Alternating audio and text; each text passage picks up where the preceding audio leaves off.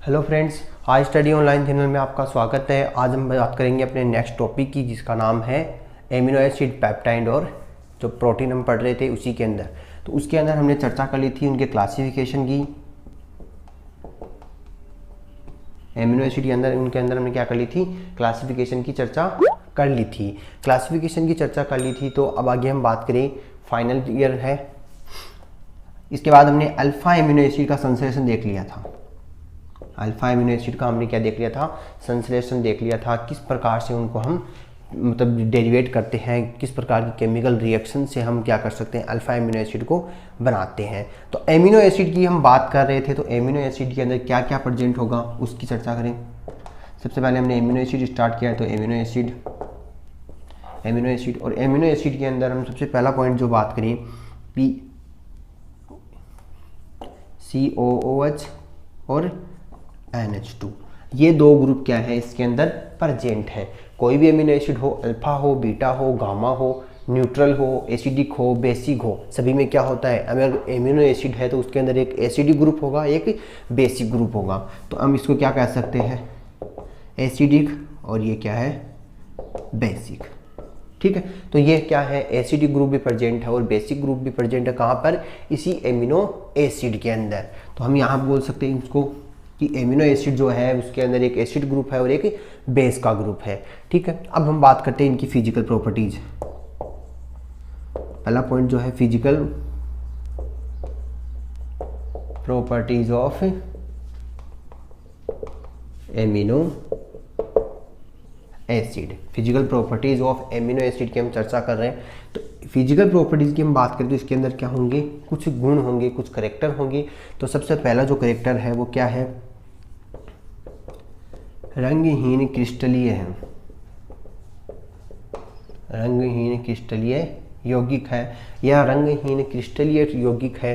तो ये किस प्रकार से यौगिक बनाता है, रंगहीन है मतलब कलरलेस है, इनके अंदर कलर नहीं होता, इनके अंदर कलर नहीं होता। और क्रिस्टल है तो इसका मतलब ये क्या होगा, सॉलिड होगा। तो रंगहीन को अलग कर देते हैं और सॉलिड होगा, तो ये ठोस आ गया।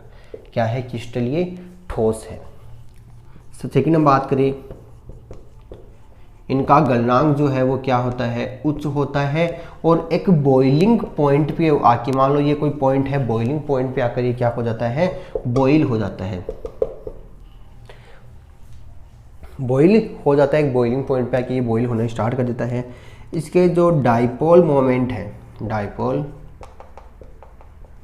मोमेंट की जो वैल्यू है वो क्या होती है, हाई होती है।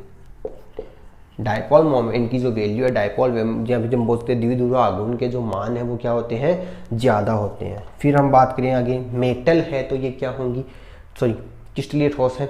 आगे हम बात करें, यह जो है वो वाटर,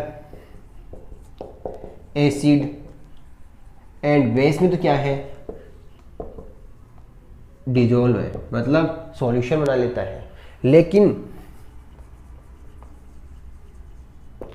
कार्बनिक जो सॉल्यूशन है, कार्बनिक विलायकों में क्या है, कार्बनिक विलायकों में क्या है, कम विलेय है, कम विलेय है। तो ये कुछ पॉइंट है इनकी फिजिकल प्रॉपर्टीज के अंदर। फर्स्ट पॉइंट है ये कि जो भी हम एमिनो एसिड पढ़ रहे हैं वो क्या होते हैं, बाहर से देखने पे रंगहीन है, क्योंकि फिजिकल है मतलब बाहर से दिखता है, रंगहीन क्रिस्टलीय ठोस है। फिर आगे हम बात करें, इनके गलनांक जो पॉइंट है वो क्या होते हैं, हाई होते हैं। और एक गलनांक बिंदु पर आके ये क्या करना स्टार्ट कर देते हैं, बॉइलिंग स्टार्ट कर देते हैं। डाइपोल मोमेंट है या फिर द्विध्रुव आघूर्ण की जो वैल्यू है वो क्या होती है, ज़्यादा होती है, हाई होती है। ये जो सॉल्यूशन की बात की जाए तो वाटर के अंदर डिजोल्व हो जाता है, एसिड के अंदर डिजोल्व हो जाता है और बेस के अंदर डिजोल्व हो जाता है। लेकिन कार्बनिक विलायक अगर हम लेते हैं तो ये क्या है, बहुत ही कम विलेय है, या इनको हम डिजोल्व करते हैं तो हमें क्या करनी पड़ती है, हमें बहुत सारी प्रॉब्लम्स को फेस करना पड़ता है। इसलिए हम बोल सकते हैं ये बहुत ही कम विलेय है, या मतलब ना के बराबर विलेय होते हैं। ठीक है, तो ये क्या हो गई, फिजिकल प्रॉपर्टीज हो गई एमिनो एसिड की। अब हम बात करेंगे केमिकल प्रॉपर्टीज की।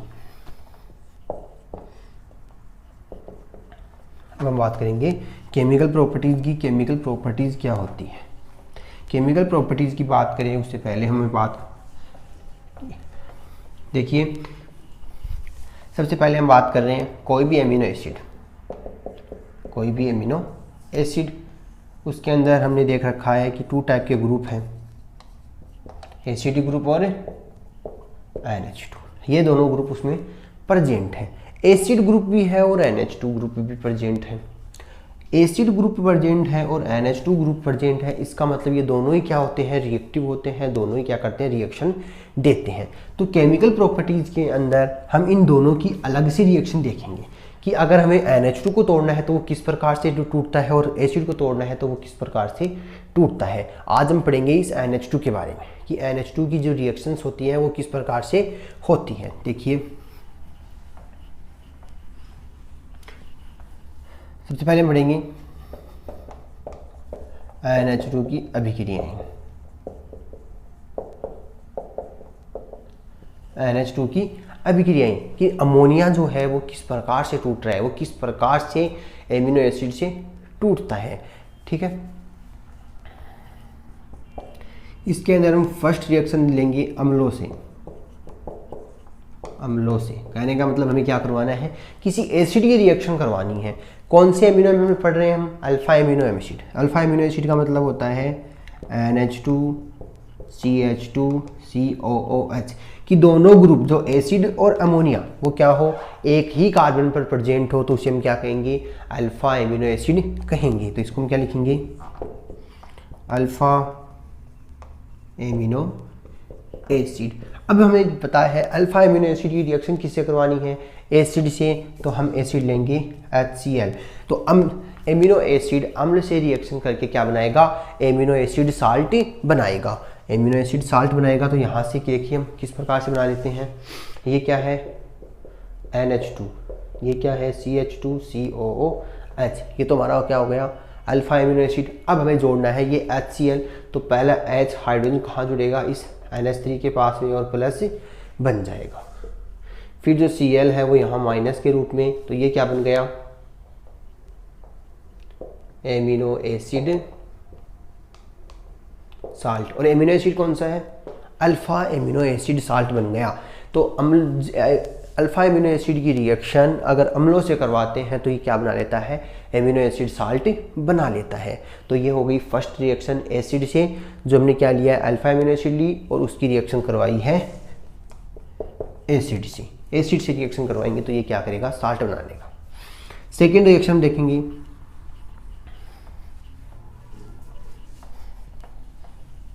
ये फर्स्ट रिएक्शन थी, सिंपल रिएक्शन है, ज़्यादा कोई हार्ड नहीं है। सेकेंड रिएक्शन हम बात करें एल्किलीकरण।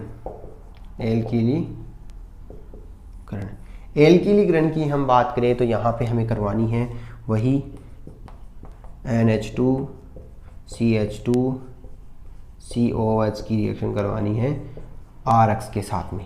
अब देखिए अल्फा एमिनो एसिड है, तो यहाँ पर में अल्फा एमिनो एसिड की रिएक्शन करवानी है हमें। तो यहाँ से हम क्या तोड़ें कि हमें यहाँ पे क्या मिल जाए, यौगिक मिले। यहाँ से निकल जाएगा हमारे पास HX बाहर निकल जाएगा, और यहाँ से जैसे ही HX बाहर निकलेगा, देखिए यहाँ का HR है वो कहाँ जाएगा, इस NH के पास जाएगा। NH के पास जाएगा तो यहाँ का जो एक हाइड्रोजन है वो क्या करेगा, इस हाइड्रोजन को लेके बाहर निकल गया। तो HX बाहर निकल गया तो हमारे पास क्या बचा, NH CH2 COOH, और जो हाइड्रोजन है वो क्या कर गया, यहाँ पे ऐड हो गया R के रूप में, या इसको छोड़ो R लगा लिया। तो यहाँ से क्या हुआ है, हेलो जो एल्किल ग्रुप था, एल्किल जो R हमने लिया है वो क्या करेगा, इससे NH2 को तोड़ के यहाँ पे खुद शिफ्ट हो जाएगा, और अपने साथ जो हेलोजन लेके आया था वो हाइड्रोजन लेके यहाँ से क्या हो जाएगा, अलग हो जाएगा। तो यहाँ से हमने क्या बनाया है, सिंपल यौगिक बनाया है।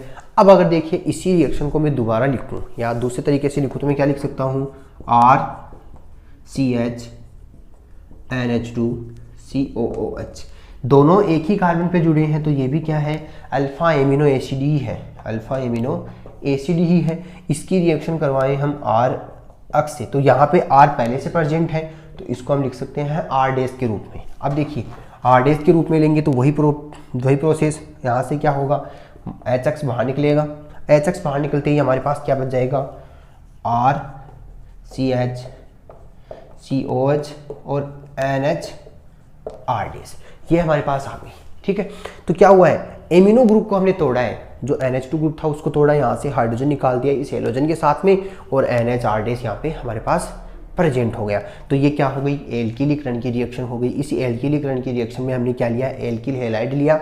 एल्किल हैलाइड के रूप में हमने जो हैलाइड है वो हाइड्रोजन के साथ में बॉन्डिंग बना के बाहर निकल गया। मान लीजिए हेलोजन के रूप में हमने Cl लिया है, अगर मैं मानूं कि इस अक्स की जगह मैंने क्या लिया है, Cl लिया है, तो यहाँ से ये क्या निकाल लेगा, HCl निकालेगा। अगर ब्रोमीन लिया है तो हाइड्रोब्रोमाइड निकालेगा।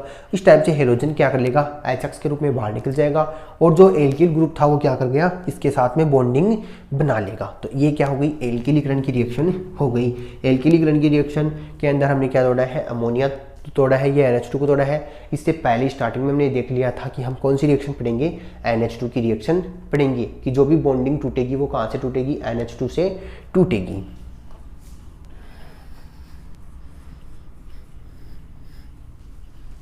नेक्स्ट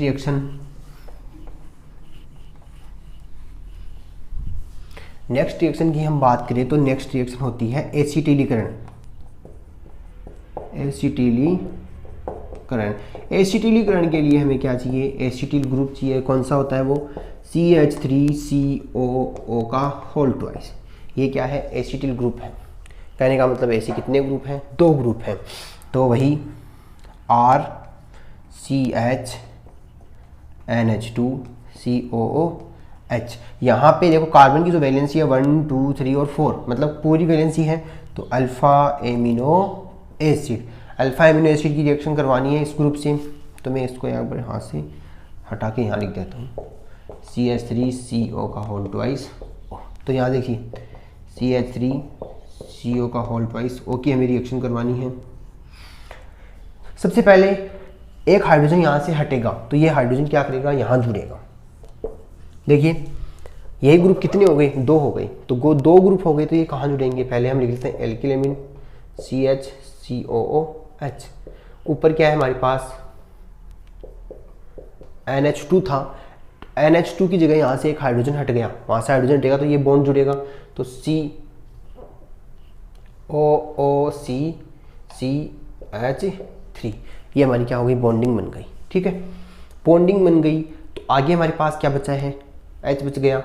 अब हमारे पास एक जो एसिटिल ग्रुप था वो तो बाहर निकल गया, एक एसिटिल बचा, तो वो लिखे हम CH3COO। और जो हाइड्रोजन अमोनिया से बाहर निकला था वो क्या करेगा, यहाँ पर बॉन्डिंग बनाएगा। तो यहाँ से हम क्या बोल सकते हैं इसको, हमारे पास क्या आ गया, एक एसिड जो ये प्रोडक्ट बच गया, और दूसरा एक क्या बन गया, एसिड आ गया। तो एसिटिलीकरण के अंदर हमने एसिटिल ग्रुप को काम में लिया अल्फा एमिनो एसिड में कुछ चेंज करने के लिए, और अल्फा एमिनो एसिड के रूप में हमने किसको तोड़ा है, इसी अमोनिया को तोड़ा है। NH2 क्या करेगा, अपने हाइड्रोजन को देगा और एसिड का निर्माण कर लेगा। तो ये थर्ड रिएक्शन थी एसिटिलीकरण अमोनो, जिसकी NH2 की अभिक्रियाओं के अंदर, केमिकल रिएक्शंस के अंदर। अब आगे हम बात करें fourth reaction.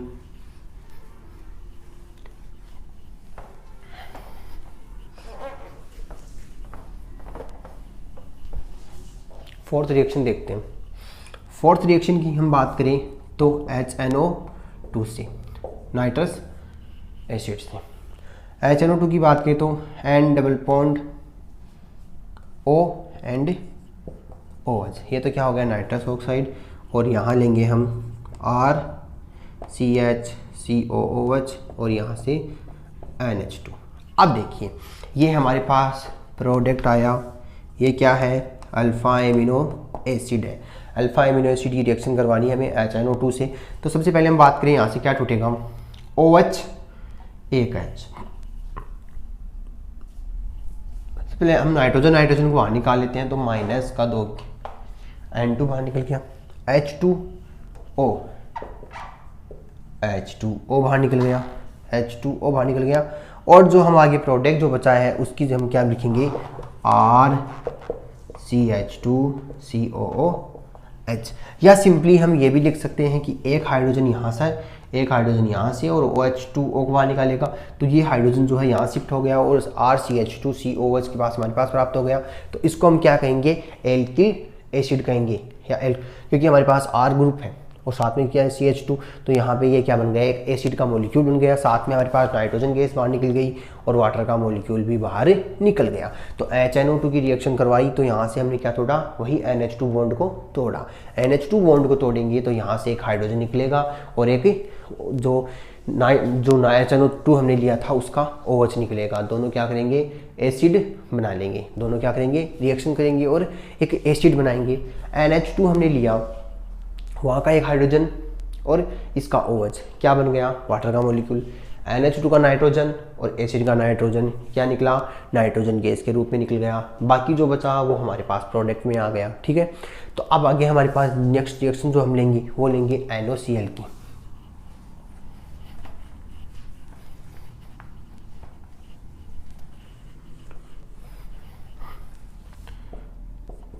NOCl2 nitrosyl chloride इसको बोलते हैं।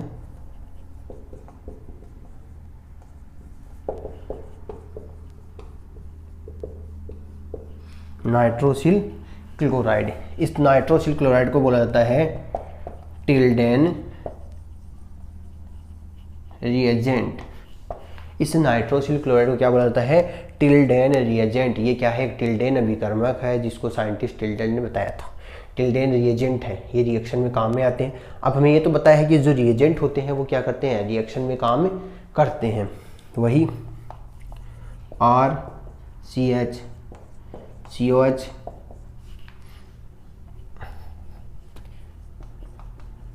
NH2 हमारे पास है, रिएक्शन करवानी है हमें NOCl2 से। देखिए क्या चेंजेस आएगा। सबसे पहले नाइट्रोजन बाहर, नाइट्रोजन बाहर। नेक्स्ट हम बात करें, यहाँ से क्या निकल जाएगा, हाइड्रोजन, एक HCl। या सिंपली हम बात करें तो ये वाटर का मॉलिक्यूल ले लेगा। तो यहाँ पहले हम लिख लेते हैं वाटर का मॉलिक्यूल H2O। ठीक है, अब हमारे पास क्या बच गया, अब हमारे पास बचा है R बचा है, CH बचा और एसिड बच गया। ये तो हमारे पास आ गया। यहाँ से नाइट्रोजन जा चुका है, हाइड्रोजन जा चुके हैं, ऑक्सीजन जा चुका है, अब बचा है क्लोरीन। तो ये क्लोरीन क्या कर लेगा, यहाँ पे ऐड हो जाएगा। तो ये क्या बन गया, 2 क्लोरो एसिड। या मतलब जो एसिड है, कौन सा एसिड है, ये हम डिपेंड करेंगे इस R पर। तो ये क्या बन गई, एल्किल एसिड बन गई क्लोरीन की। तो जो Cl था वो CH के साथ में जुड़ गया और NH2 यहाँ से हट गया। नाइट्रोजन N2 के रूप में, H2O वाटर के रूप में, और वाटर जो मॉलिक्यूल बाहर निकल गया। तो हमारे पास जो प्रोडक्ट बच गया उसको हमने क्या कर दिया, सीधा का सीधा लिख दिया, ऐड कर दिया। तो ये थी NH2 की रिएक्शन में NOCl की रिएक्शन। NOCl को क्या कहते हैं, नाइट्रोसिल क्लोराइड कहते हैं। नाइट्रोसिल क्लोराइड जो है वो क्या है, एक टिल्डेन रिएजेंट है। क्या है, एक टिल्डेन रिएजेंट है। इसको हम बोल सकते हैं टिल्डेन अभिकर्मक। टिल्डेन अभिकर्मक है, अभिकर्मक है तो इसका मतलब ये क्या करता है, रिएक्शन के वेग को बढ़ाता है, रिएक्शन के वेग को बढ़ाता है। ठीक है, नेक्स्ट हम रिएक्शन की हम बात करें,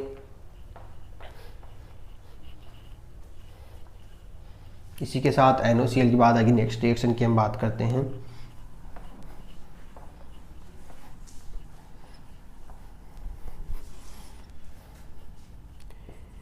विएमिनीकरण।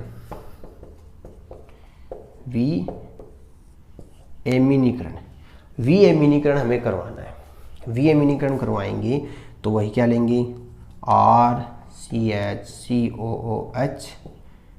यहाँ पर NH2 और यहाँ पर क्या हो जाएगा, HI। क्या हो जाएगा, HI जुड़ेगा। अब देखिए विएमिनीकरण करवानी मतलब इस NH2 को किस में कन्वर्ट करना है,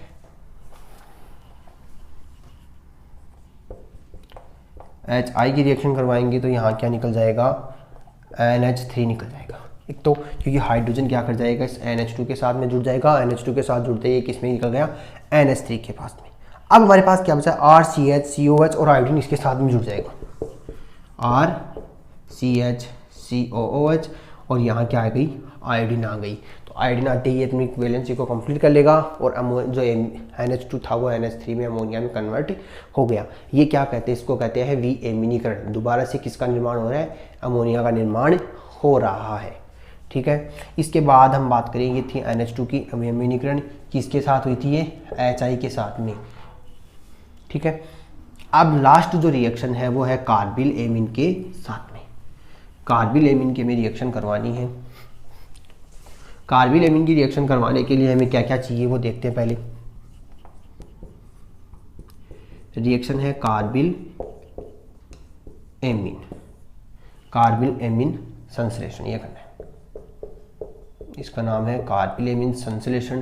कार्बिल एमीन संश्लेषण करने के लिए हमें क्या क्या चाहिए वो देखते हैं। पहले चाहिए CHCl3, क्लोरोफॉर्म चाहिए, CHCl3 प्लस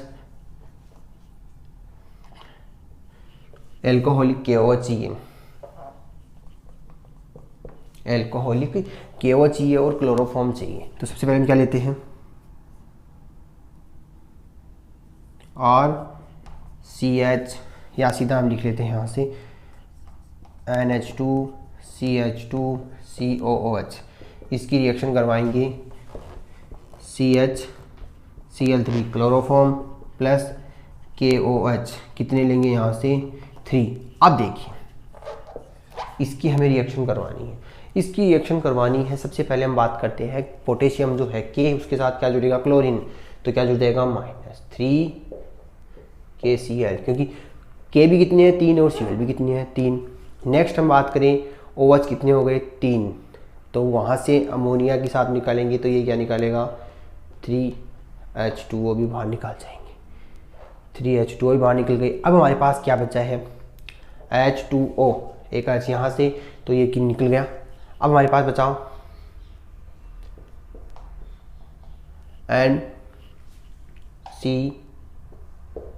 CH2COOH बच गया। ये क्या बन गई, कार्बिल एमीन बच गई। ये क्या बन गई, कार्बिल एमीन बन गई। कार्बिल एमीन के बनाने के लिए हमें क्या निकाला, KCl को बाहर निकाल दिए, H2O को बाहर निकाल दिया, और हमारे पास जो बच गया उस प्रोडक्ट को हमने लिख दिया। तो यहाँ से हमने क्या किया है, इस NH2 को तोड़ा है। NH2 का मतलब जो एसिड हम पढ़ रहे थे एमिनो एसिड, वहाँ से हमने NH2 ग्रुप को सभी को क्या किया है, जो भी NH2 ग्रुप था वो हमने ब्रेक कर दिया, वहाँ से हाइड्रोजन को रिप्लेसमेंट किया है, वहाँ से तो हाइड्रोजन की बॉन्डिंग थी उसको हटा दिया। जैसे ही हाइड्रोजन की बॉन्डिंग हटी, दूसरा जो एलिमेंट था वो यहाँ आके फिट हो गया और हाइड्रोजन को लेके बाहर निकल गया। कार्बिल एमीन पढ़ रहे थे, कार्बिल एमीन के लिए हमें चाहिए क्लोरोफॉर्म और एल्कोहलिक KOH, इन दोनों की रिएक्शन करवाएंगे तो हमारे पास क्या आ जाएगी, कार्बिल एमीन आ जाएगी। कार्बिल एमीन तो हम जानते हैं नाइट्रोजन क्या होती है, डबल बॉन्ड होता है, एक उपसहसंयोजक बॉन्डिंग होती है, तो यहाँ पे हमने शो कर दिया, KCl निकल गया। और यहाँ से हम बात करें तो यहाँ पे क्या बचा, एक C बचा, Cl निकल गया और हाइड्रोजन वाटर के साथ निकल गया, ये तो C आ गया यहाँ पे। तो एक H2O, एक यहाँ निकल गया, यहाँ से कितने 3 हाइड्रोजन, 2 हाइड्रोजन H2 और एक O हो गया, फिर से एक हाइड्रोजन और एक ऑक्सीजन वहाँ से निकल गया। देखिए H2, तो 2 H2 यहाँ से, एक हाइड्रोजन यहाँ से, यहाँ 3 हाइड्रोजन और 3 ऑक्सीजन निकल गए। तो H2 कितने हो गए, 2 1 3 1 3 6, 6H3O, तो ये किस में कन्वर्ट हो गए, H2O में, और ये कितने हो गए 3 2 6 ऑक्सीजन। तो ये बन गया वाटर का मॉलिक्यूल। तो 3 वाटर के मॉलिक्यूल यहाँ से बाहर निकल गए, 3 वाटर के मॉलिक्यूल बाहर निकले हैं, साथ में एक पोटेशियम क्लोराइड के 3 मॉलिक्यूल बाहर निकले। बाकी जो प्रोडक्ट बचा है उसको हम क्या कहेंगे, कार्बिल एमीन पढ़ेंगे। ये थी हमारी NH2 की रिएक्शन। NH2 जो केमिकल प्रॉपर्टीज हम पढ़ रहे थे एमिनो एसिड की, उनके अंदर NH2 की रिएक्शन पड़ी थी कि NH2 जो है जो एमिनो बॉन्ड है वो किस प्रकार से टूटते हैं। अब हम पढ़ेंगे इसी केमिकल प्रॉपर्टीज़ के अंदर सेकंड जो हमारा बच गया एसिड, कि कोई भी मॉलिक्यूल है उसमें एसिड को किस प्रकार से तोड़ते हैं। ये थी NH2 की रिएक्शन। अब हम पढ़ेंगे एसिड की रिएक्शन, इस एसिड की अभिक्रिया, कि कोई भी रिएक्शन है उसके अंदर एसिड को किस प्रकार से तोड़ेंगे। एसिड को तोड़ेंगे तो यहाँ से मान लो जैसे CO, ये किस प्रकार से लिख सकते हैं, इसको इस प्रकार से शो करते हैं। हो सकता है ये बॉन्ड टूटे, ये बॉन्ड टूटे, तो इनमें ये बॉन्ड टूट सकते हैं। जब ये बॉन्ड टूटेंगे, इससे पहले हमने नाइट्रोजन पढ़ा तो ये क्या था, NH2 था, तो ये बॉन्ड भी टूट रहा था, ये बॉन्ड भी टूट रहा था। यहाँ पर भी वही प्रोसेस होगी, COH में OH भी टूट सकता है और ऑक्सीजन भी टूट सकता है। अगर ऑक्सीजन गया तो बॉन्डिंग यहाँ हो जाएगी और OH गया तो यहाँ बॉन्डिंग यहाँ हो जाएगी। तो हमें ये करना है कि OH CuOH एसिड के अंदर OH बॉन्ड को किस प्रकार से तोड़ें। तो ये पढ़ेंगे हम नेक्स्ट क्लास के अंदर।